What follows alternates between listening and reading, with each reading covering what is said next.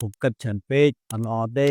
តាមពិតគិតច្រើនហើយនឹងគិតអវិជ្ជមានគិតដដែលៗគិត toxic ណាខុសគ្នាតាមខ្ញុំយល់ឃើញតាមការស្រាវជ្រាវគិតច្រើនអត់អីទេហើយតែគិតច្រើនហ្នឹងណាជារបៀបគិតវិភាគរកព័ត៌មានគិតចារណាគ្រប់ជ្រុងជ្រោយដើម្បីធ្វើការសម្រេចចិត្តអីមួយអញ្ចឹងអាហ្នឹងគិតមិនក៏បានដែរវាអស់កម្លាំងវាពិបាកប៉ុន្តែយើងត្រូវការគិតច្រើនគិតវិភាគគិតវិចារណាហ្នឹងដើម្បីធ្វើការសម្រេចចិត្តបានល្អសម្រាប់ជីវិតយើងប៉ុន្តែអាអត់ល្អហ្នឹងមិនមែនគិតច្រើនទេគឺគិតអវិជ្ជមានគិត toxic គិតដូចមានជាតិពុលគិតដដែលគិតដដែលហ្នឹងមានន័យថាម៉េចដូចថាគិតអូគេអត់ចូលចិត្តខ្ញុំទេអូខ្ញុំប្រហែលជាបរាជ័យហើយអូ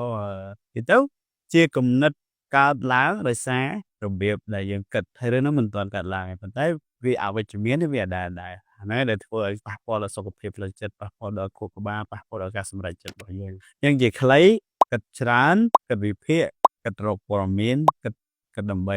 ថ្លឹងថ្លែងអត់មានបញ្ហាហើយពេលដែលគេនិយាយថាកុំគិតច្រើនហ្នឹងណាហើយជាគេមានន័យថាកុំឲ្យគិតអវិជ្ជមានកុំឲ្យគិតដដែលកុំឲ្យគិតរឿងដែល toxic ទៅក្រោយបើគេប្រាប់យើងថាកុំឲ្យគិតច្រើនណាមិនមានន័យថាកុំឲ្យពិចារណាថ្លឹងថ្លែងរកព័ត៌មានដើម្បីសម្រេចចិត្តទេកុំឲ្យច្រឡំគ្នាព្រោះហ្នឹងខ្ញុំឃើញថា